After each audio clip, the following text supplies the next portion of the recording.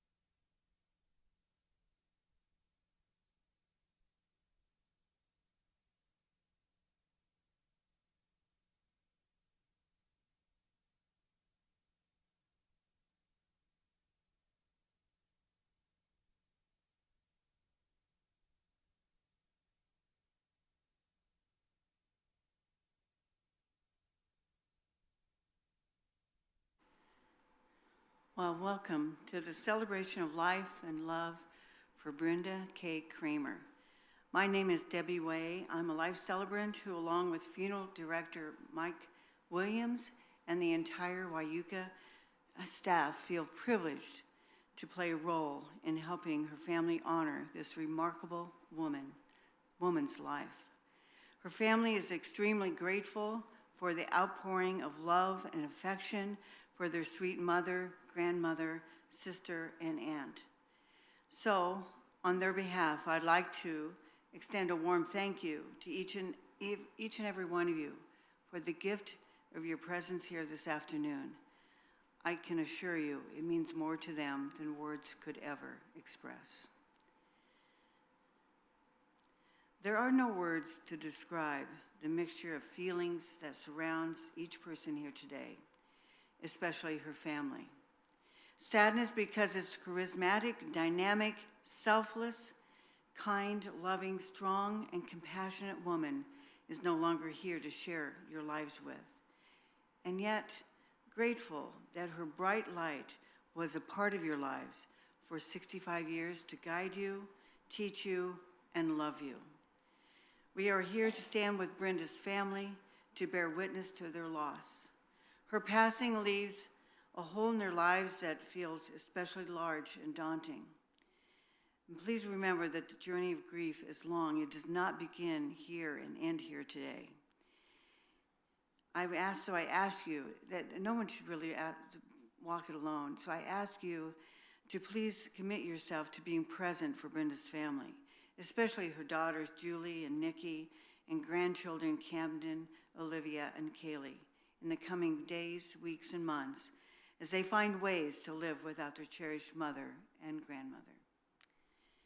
As many of you may know, today, July 31st, would have been Brenda's 66th birthday, an occasion in which we shower our loved ones with presents to celebrate their special day.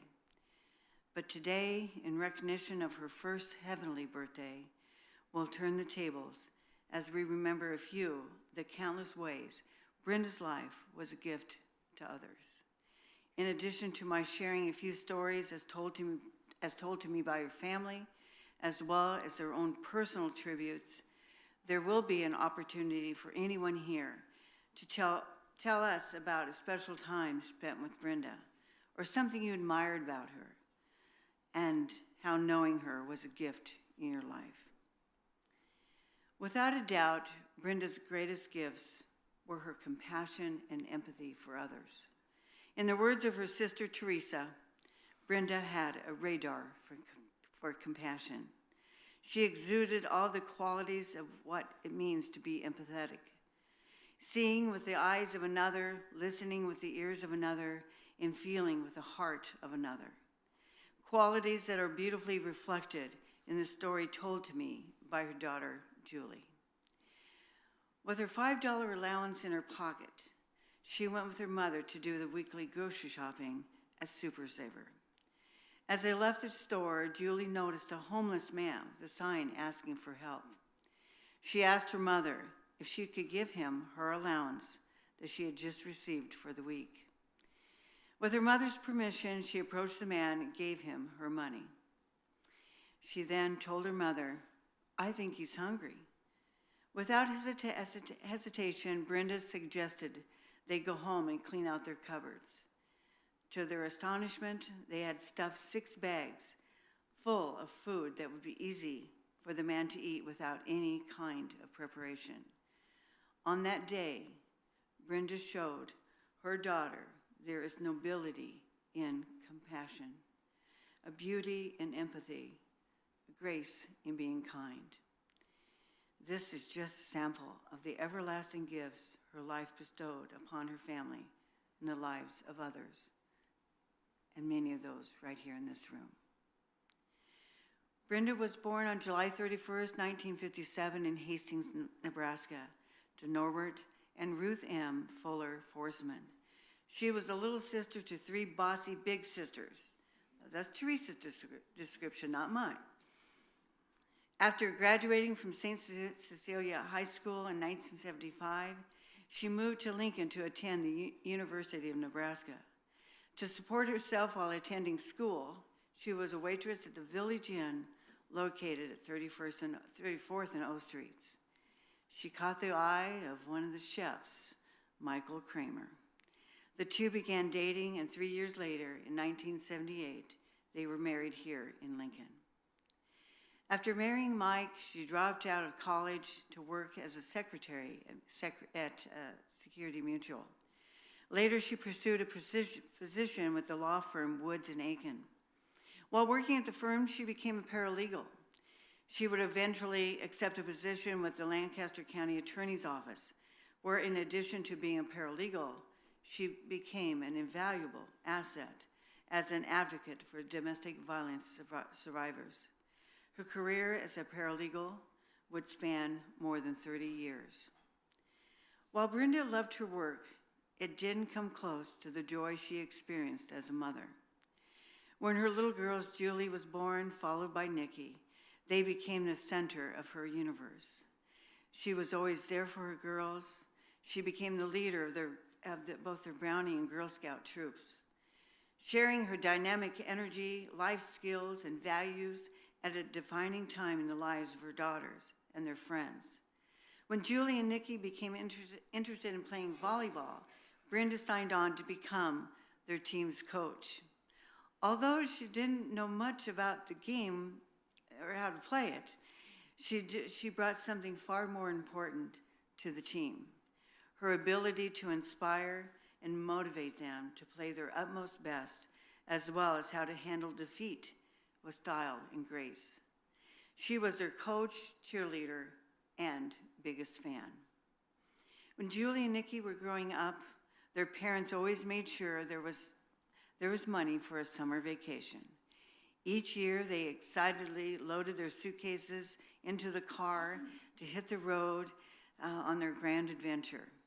Throughout the years, they visited New York, Mall of America in Minnesota, Worlds of Fun in Kansas City, Cedar Point Amusement Park in Ohio, and a 2-week trip to California with a stop at the Grand Canyon before arriving at Disneyland and Universal Studios. Then north to Sacramento in Oregon, where they visited cousins Joe and Tom. Of course, no trip was complete without their mother bringing along a big bag of goodies to snack on. You all know that well in this room, don't you? I can tell I can tell by your reaction, you're the recipient of a lot of those little snack bags. Whether they were making a quick trip to Hastings or on an extended road trip, Brenda always brought a bag full of sunflower seeds, red Twizzlers, hot tamales, and more. No one went hungry on Brenda's watch. Brenda looked forward to every holiday. She loved togetherness. She reveled in the company of others. Every Christmas, the house was filled with the smell of fresh-baked ham and or turkey, homemade mashed potatoes, traditional green bean casserole, along with her coveted dried beef wrapped pickles. Sometimes she'd get so busy talking with everyone, she'd forget about her cooking and baking. Julie and Nikki laughed as they remembered how often she burned the bread baking in the oven because she was having so much fun engaging with her house full of guests. She was a good cook whose recipes are non-existent because she cooked using her senses, her sense of taste, look, and smell. Frustrating when you're Nikki asking her mother for her macaroni salad recipe.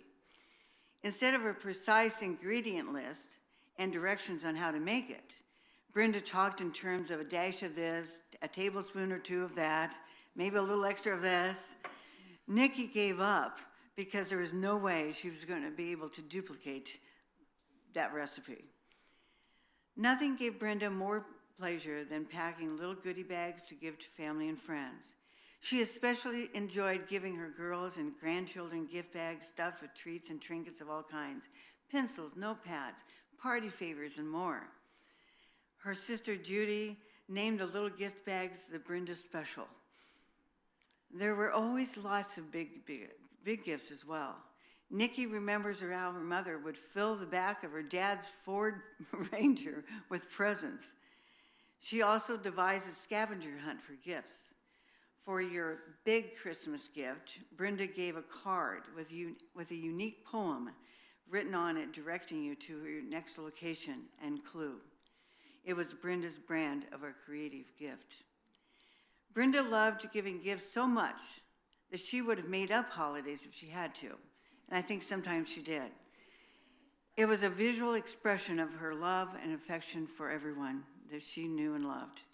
Much like her enthusiasm for decorating for each holiday, making the house festive was her way of brightening people's lives. During the holidays, her generosity really shined. One of Julie's friends in school was a girl whose family had moved to Lincoln from South Africa. When she told her mother she was concerned they didn't have the money to celebrate Christmas, Brenda immediately adopted the family for the holidays. She and Julie loaded up bags of food, clothes, and toys, and they took them to the family.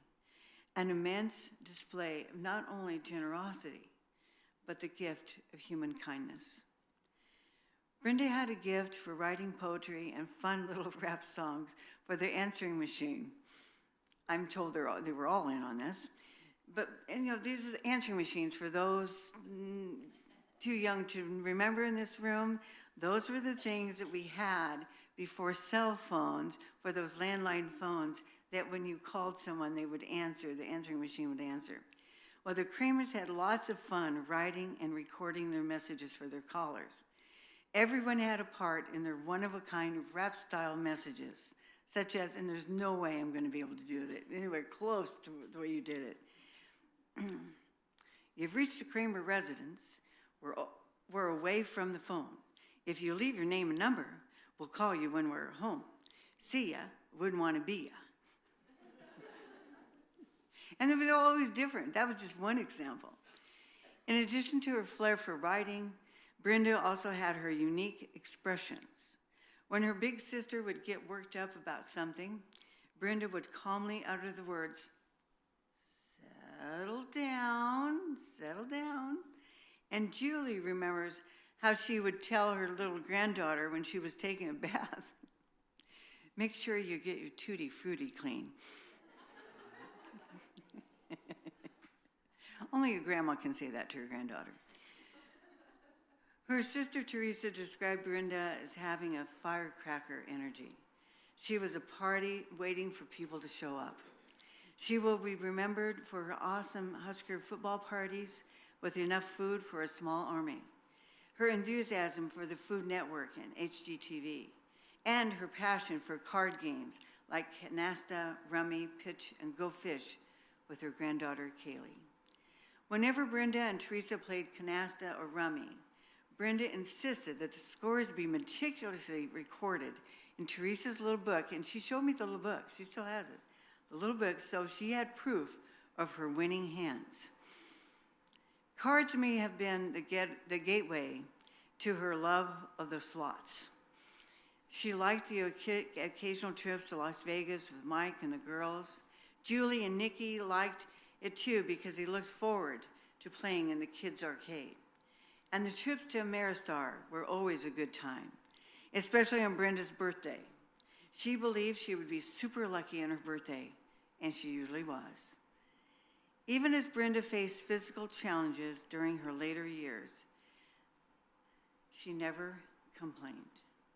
She was a beacon of good cheer wherever she was. While living at Hillcrest, she was engaged effortlessly with the other residents and always a sure source of lively banter with the staff. Her absence in their lives will be felt for a long time to come. Her family will be forever grateful for the good care she received from the compassionate staff at Hillcrest. On their behalf, thank you. Well, those are just a few of the stories that made up Brenda's life and the gifts that she gave others. I'd like to begin by reading her daughters have written two of the most beautiful letters I've ever had the honor to read. And frankly, I hope I can get through them without crying. But the first one I'm going to read is from her daughter, Nikki.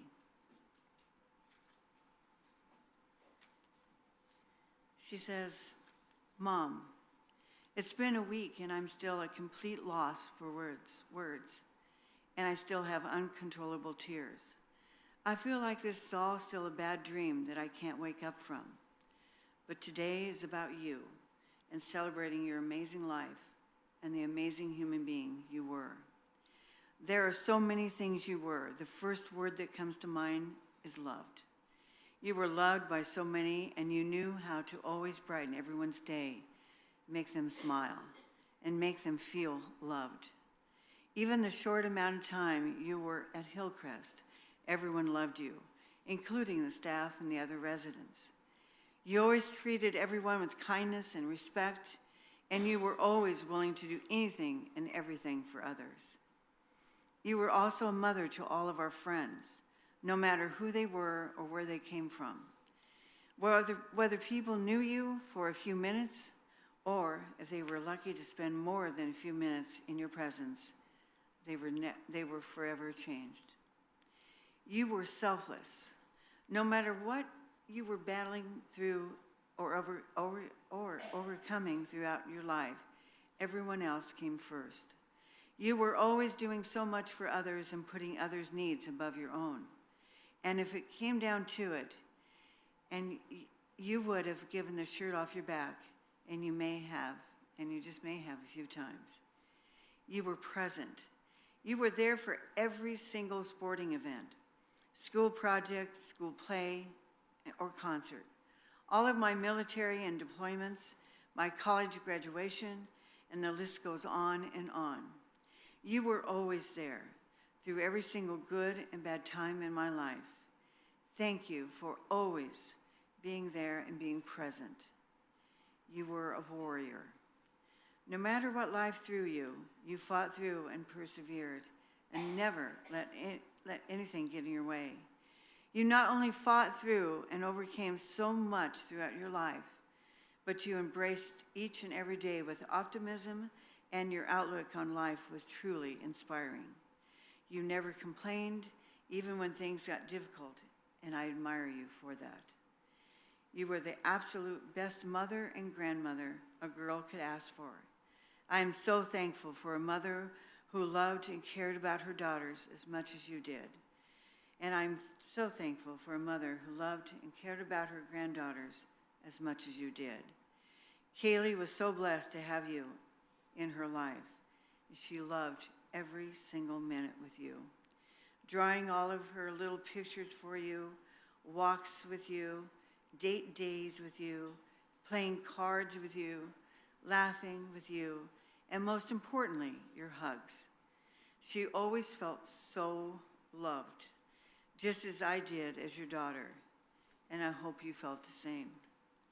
This isn't goodbye, it's see you later. See you later. I know that your presence will always be with me. Thank you for being such an incredible role model and for loving me unconditionally. Until I can see your beautiful smile, hear your beautiful voice, and give you a huge hug. I love you and I will miss you so much, but I will continue to hold you and our memories so very close to my heart. Love forever and always, Nikki. She has a little note here. She says, my mom taught all of us what is most important in life: to love, support, and care for friends and family in our lives. We are all better off for having known her, and it was a great honor and privilege to be her daughter. I ask each of you to keep my mom alive in your hearts. Thank you all so much for being here. Thank you for being a part of making my mom's life so meaningful, and thank you for supporting our family today.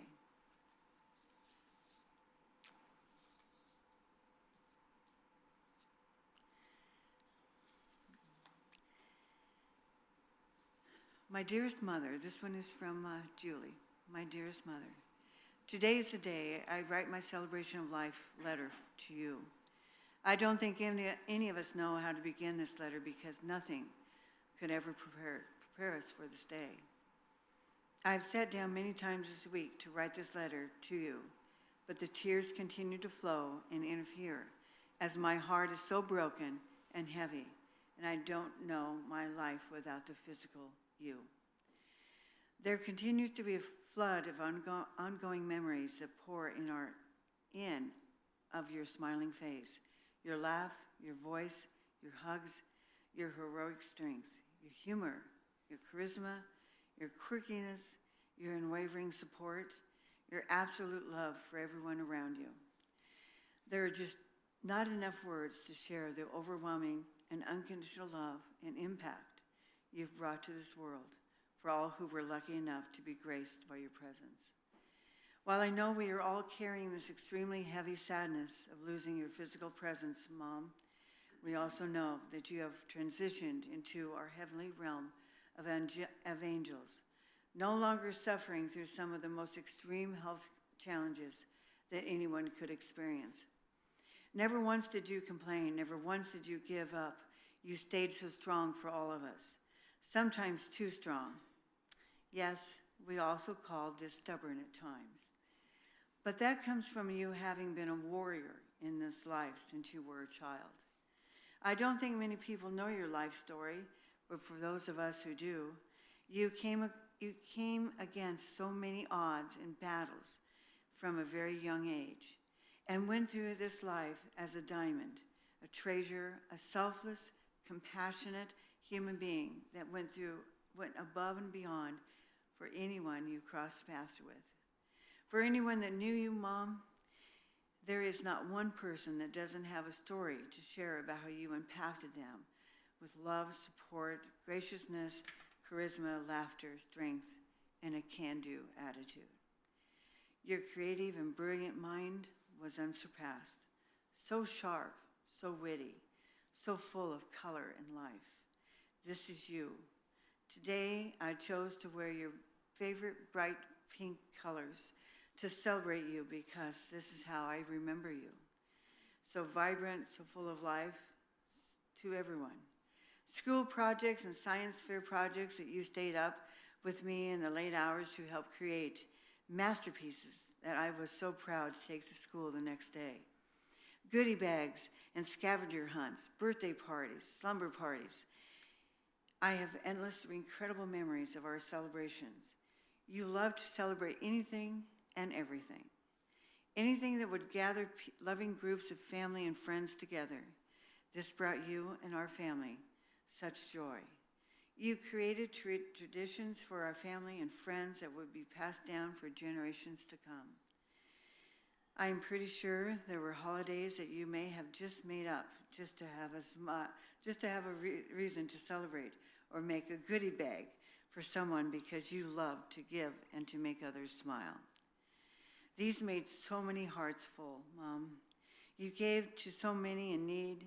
You made sure no one was without, no matter what that took to make happen. With 41 years of memories, Mother, I don't know how to express or put into words a way to capture all of these memories with our family together.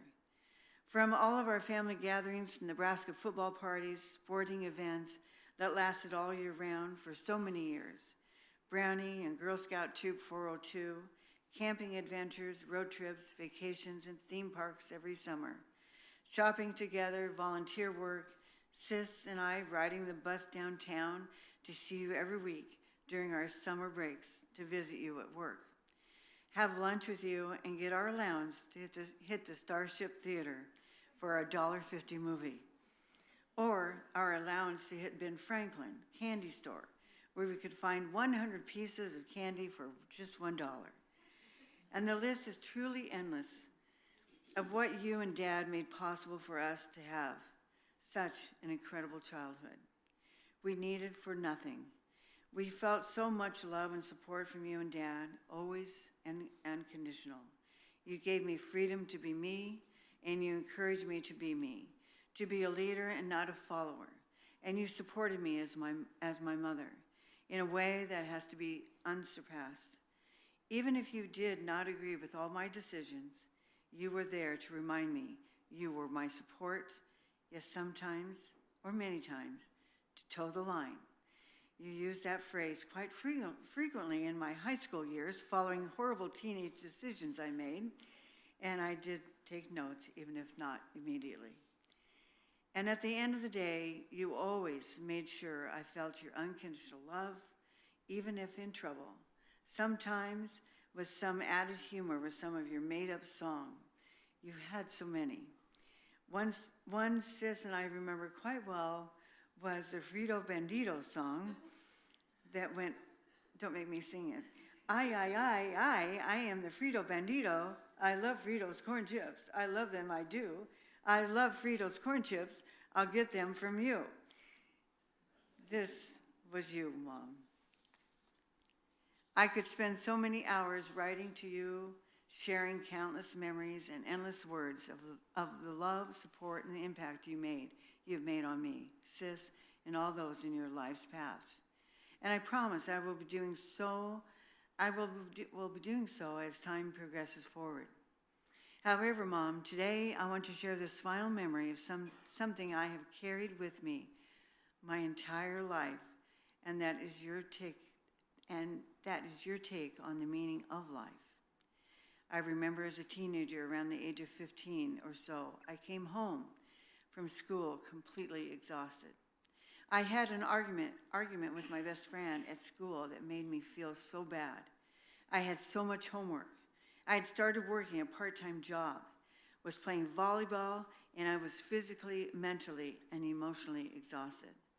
I remember I was sitting on the edge of my bed, crying, and you came in and asked what was wrong. I said, Mom, I don't understand. This is exhausting. What is the point? You replied, hugging me, what do you mean? What is the point of what, honey? I said, well, what is the point of all this? What is the point of life? We go to school, we make friends, we lose friends, we have all this homework, hours of school, then we start working, finish school, then keep working, keep making and losing friends. Then we work forever, then we die. What's the purpose of life? It just doesn't make sense. You looked at me and said, honey, the purpose of this life is not about any of that. Those are just some of the emotions we have to go through. The purpose of life is to make a difference in this world. Whether it's for one person or many, your purpose here is to make a difference for someone. I've carried this message with me all of my life, Mom, and you were the true epitome and hero of such wise words. You led this by example, and we all were blessed enough to be a witness to this. I would say this is a huge foundation to my work as a healer that is carrying me into new spaces and impact that is encouraging me to bring great healthcare shifts to this planet. And I know and feel there is nothing we cannot do without perseverance, love, and support.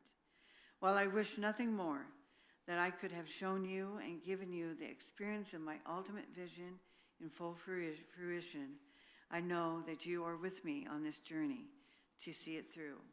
And I feel so blessed to have you as my heavenly angel accompanying me and all of us as we all make our impacts in our ways that we were brought here in this lifetime for. You have impacted this world with the greatest love and brightest light, and with all that you possibly could, with a steadfast strength and firecracker spunk that will never be forgotten. Thank you to both you and Dad for always making sure to kiss us goodnight and tell us that you love us. This is golden. I remember signing all of my cards and letters to you this way, and it will not change here or ever. To the best mother in the whole wide world, I loved you for infinity. I can never tell you goodbye, as I already feel your energy and presence around me and our entire family. And so I will ask for you to continue to grace us with your incredible, loving, protective energy and light until I see you again in the heavenly realm. My infinite and unconditional love to you, Mother, always and forever, your daughter, Julianne Jules J.E. XOXOXO. Well, I think everybody in this room who's a mother or a parent, for that matter, can only hope their children will write something half as beautiful as what these two girls just wrote for their mother. Well, I would like to invite Kaylee to come up. She's written for something very special for her grandma, and she would like to read it for you.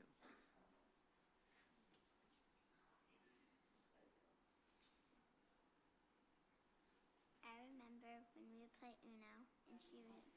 Oh.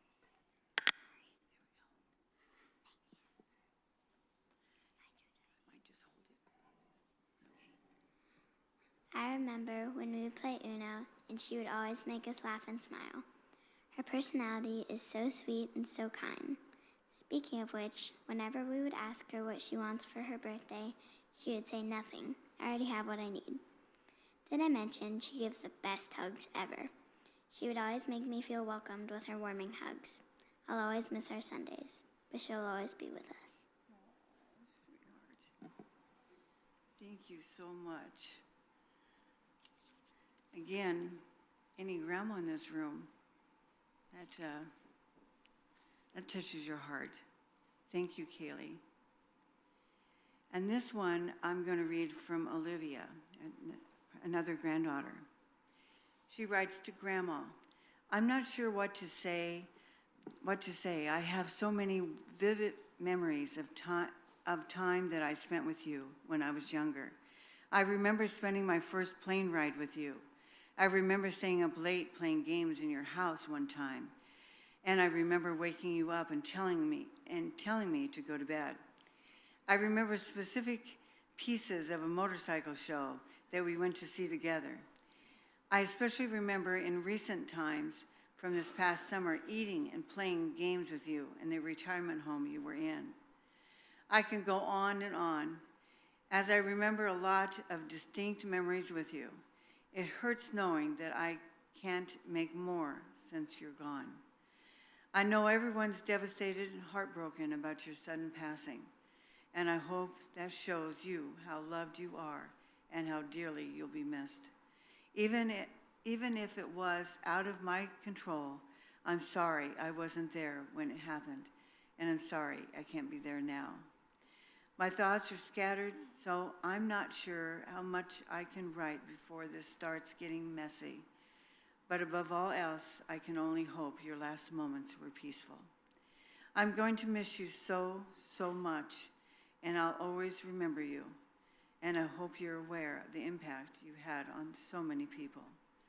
There's still so much I want to say, but above all else, rest easy, Grandma.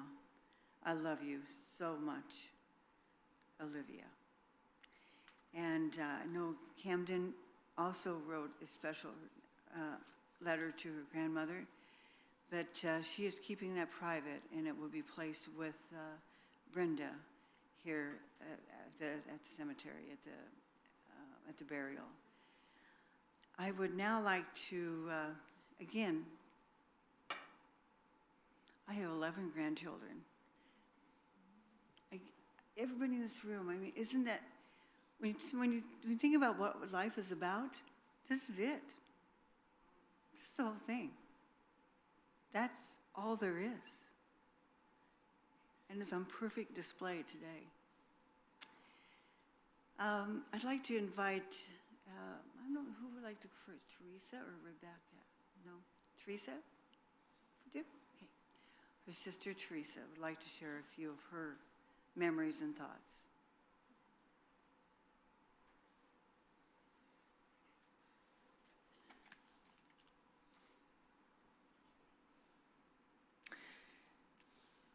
I have a lot of pictures and some IMAX movies starring Brenda right here. I was rifling through them to try to pick an image that would tell you exactly who Brenda was. I picked one from almost 30 years ago. I was on vacation with Brenda and Mike and the girls in New Orleans. And we were doing a lot of touristy things. And one of the touristy things we were doing was we went to Café du Monde. No, it's famous for its chicory coffee and its beignets. Beignets are kind of triangular cake, donut type things, only much bigger, and there's no hole. We had our coffee and we had our plate of beignet. We were out in the courtyard of the Café du Monde. It was surrounded by hedges for privacy. And, you know, we're all sitting there talking and making our plans. And Brenda was sitting next to me, and she noticed over in the hedge, toward a down by the ground, there was this little opening, this little kind of secret passage. And she noticed there were 3 little boys in there. These weren't tourists. These were boys who lived in New Orleans. And when a group of people would get up from their table and exit, they often had leftovers on their plate, the plate of beignet. And the boys would dart out low to the ground and snatch the leftovers off the plate before the staff could come and take it away. So we went on making our plans for the day, and I don't know, 20 minutes later or so, we got up to leave, and I noticed we were near the exit and Brenda wasn't with us. So I turned around, and she had taken our leftover plate over to that little hole in the hedge, and the boys grabbed the leftovers, and she took the empty plate back to the table. You know, Brenda had radar for people in need at any level, especially children. And countless times when I was with Brenda, in a car, in a restaurant, you know, walking down the sidewalk, it was just a day-to-day thing for her. She noticed, she said, oh, that woman dropped her cane. Oh, I think the bottom's gonna fall out of that grocery bag. She had radar. Some of the other people that Brenda helped are people that she worked for and people that she worked with. About 18 months ago, I had to do some paperwork on Brenda's behalf, and it involved a national bank, and I was hitting a roadblock at the bank. So I remember that 20 to 25 years previously, Brenda had worked for Vic Covalt at Woods and Aiken, and he has a reputation. That's all. So I called him, and he was no longer working. He was trying to retire. So I got his home phone number, and I called, and I was leaving a message, a voicemail. And when I got to the part where I said, "I'm calling on behalf of Brenda Kramer," he picked up the phone. So I told him about the situation with the paperwork. I told him about Brenda's situation, and he talked to me for about 20 minutes about what a great secretary she had been, better than he deserved, and how singing her praises. And he said she took a ragtag bunch of girls, including my daughter, and turned them into a championship volleyball team. Then Vic got on the case, and 12 hours later, the bank was rolling out the red carpet. I took great pleasure in being able to tell Brenda that story. I have a lot of pictures up here, starring Brenda. Brenda, an extraordinary mother to Julie and Nikki, a loving grandma to Kaylee, Camden, and Livy. Brenda, the exceedingly capable and empathetic helper to so many domestic violence survivors. Brenda, the creator of and the life of so many parties, including innumerable card parties. Brenda almost never said no. There's some lines from a song by the Mountain Goats that have been running through my head. One is, "You can't brace yourself when the time comes." Two more lines that I think will be on a loop forever. "You were a presence full of light upon this earth,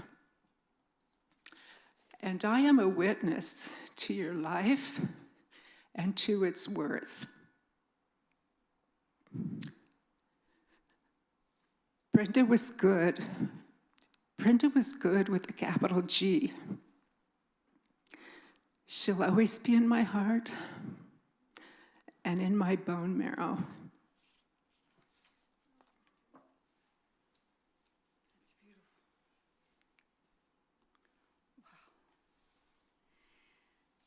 I meet some of the most amazing people through the eyes of their family.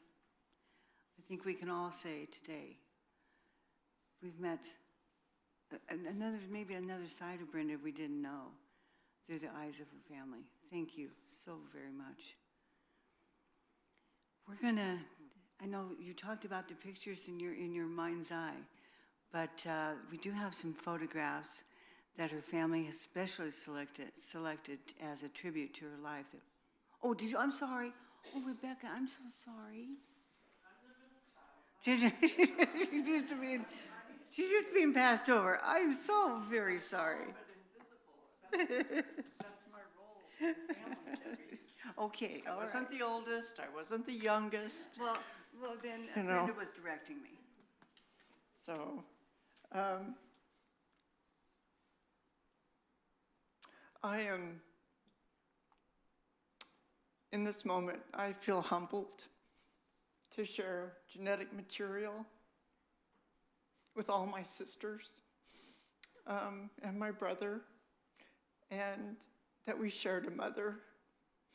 And it really, our mother was absent for most of our lives, and especially Brenda's young life, but she turned out to be the loving mother that she was in spite of that.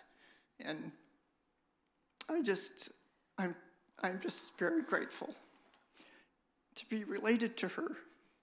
So I had talked to Brenda a lot. My husband and I live in St. Louis, but I happened to have talked to Brenda quite a bit the week before she passed, which wasn't really usual.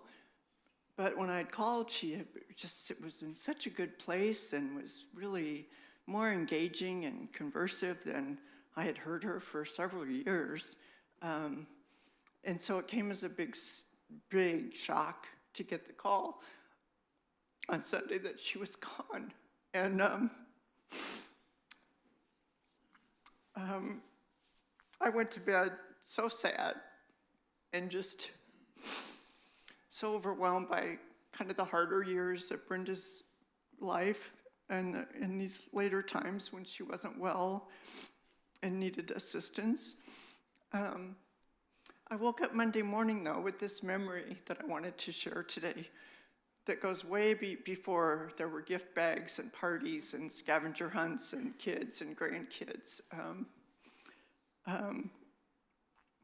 I woke up with this wonderful memory of Brenda's big heart rescuing me from failing chemistry when we were both students at the university in 1974. I was striving to get into the Bryan School of Nursing, and in order to do that, I had to take some required classes at the university, and I had to get a B plus in chemistry. And I wasn't used to failing in school, but I was failing this course. Brenda was in a different section of the same course. In addition to working and being a college student and trying to pay her bills, which was not easy, Brenda spent her free time tutoring me so I could get the grade I needed in chemistry. And I hadn't thought about this for many decades. But I woke up Monday morning remembering that during our adult years, when the sisters would get together, Brenda would sometimes talk really disparagingly about the fact that she never finished college. And I would always remind her that if it had not been for her, I might have never had the amazing nursing career that I was blessed to have. And that's not hyperbole, I really feel that. I was very discouraged and overwhelmed, and I just didn't think I could have this happen for me. But Brenda made it happen for me. After I graduated from Bryan, I went back to the university, and Brenda worked at this company that Debbie mentioned, but I can't remember the name of it right now. But the office was really adjacent to the campus, and I was working and going to school, and I would run down there at lunchtime, and Brenda had what was the state-of-the-art IBM Selectric typewriter at her desk, and she knew how to operate it. Kaylee, this is before computers and cell phones, and it was like, and she would spend her lunch hours typing for me. I don't recall ever paying her.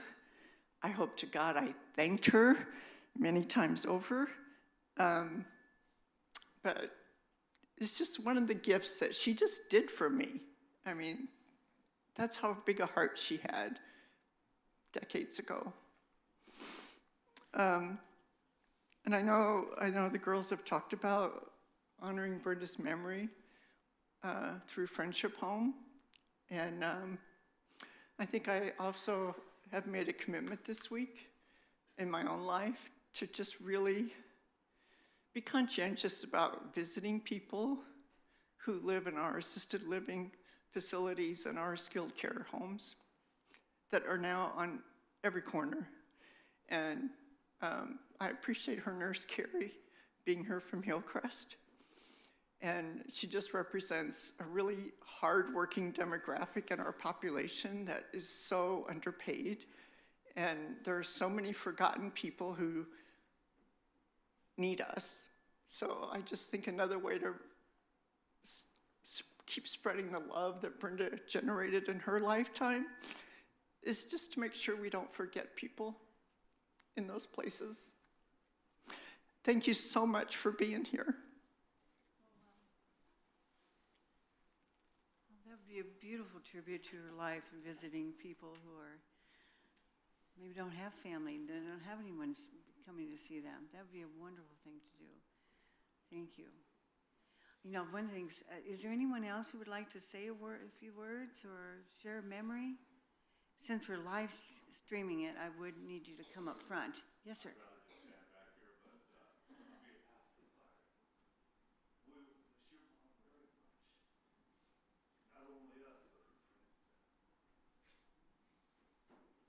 Thank you, sir. Anyone else? Yes, ma'am. Brenda and I were friends since our girls were really young, and we went through being booster moms and Girl Scout, parents and volleyball coaches, and we did everything together. My daughters went on vacation with their family, and I'm so bitter at myself right now that I didn't get to see her in the last few years, but I will treasure every minute that happened. You know, it's these occasions that remind us to, I guess, maybe do that more often with the people that we care about. So, thank you for bringing that up. That's a good point that you've made. And I'm sure she had so many wonderful memories of the two of you together and practicing. Anyone else?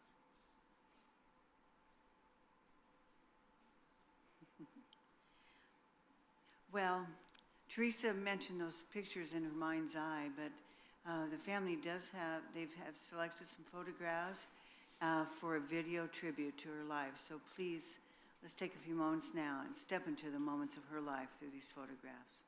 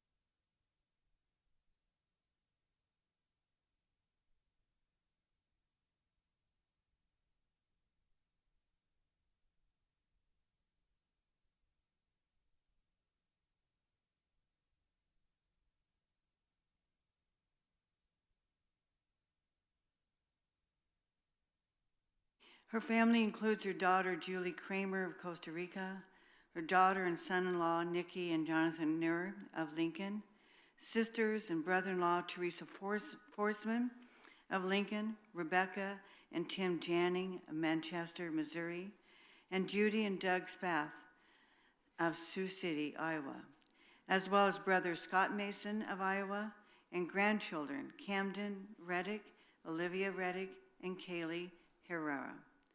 Nieces Jackie Heckman and Tina Gunn of Cortland, Nebraska, niece Roxy Pierce of Guide Rock, Nebraska, and nephew Kelly Brosh of Seward, Nebraska.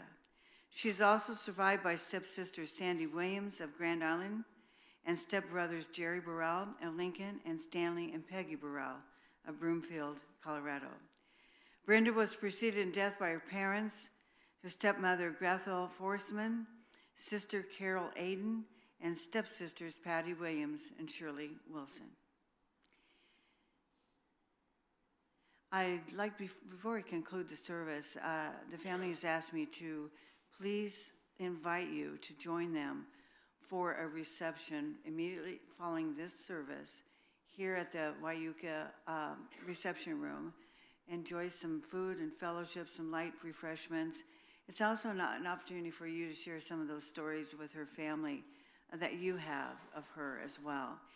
After the reception, maybe about 45, 50 minutes or so, we will proceed to the columbarium where her ashes will be placed for a committal service. You're also welcome to join them at that time as well. Brenda had a special trait allowing her to sense other people's emotions. It is a unique spiritual gift that allowed her to experience deep connections with people and the world around her. By doing so, she unselfishly set aside her own needs in an act of humility, self-sacrifice, patience, and kindness. The motivational speaker Tony Robbins believes life is a gift, and it offers us a privilege, opportunity, and responsibility to give something back by becoming more. Brenda's life was a priceless gift to all who were lucky enough to have crossed her path. She showed us how to overcome adversity by becoming a better version of herself and an even brighter light in the world, despite her adversities. By doing so, she became more empathetic, compassionate, and kind. So may I suggest the greatest tribute you could give her is to pay forward the many gifts she gave you. Be a radar for compassion. Be more generous, loving, and kind with both your words and deeds. Gift a homeless person with a bag of groceries. Uplift a person's life with the gift of your undivided attention. Make a commitment, like her sister Rebecca said, to visit people in those retirement communities and long-term care facilities. Uplift a person's life with the gift of your undivided attention. Be a more loving parent and grandparent. Be an advocate for a cause that's meaningful to you and makes a difference in the lives of others. Give lots of fun little gifts just for the joy of it. As you do, you will feel her spirit surround you in thanksgiving for giving her the greatest birthday gifts ever. And now, this is the most beautiful song. I've never heard this version. It's a piano version of Over the Rainbow by Keith Jarrett. I believe the funeral director will come forward and we'll process out at that time. Again, on behalf of her family, thank you so very much for being here this afternoon. I would like to extend to them there's always a takeaway from each person's life. And for me, personally, it was about sharing and being more compassionate. So thank you very much.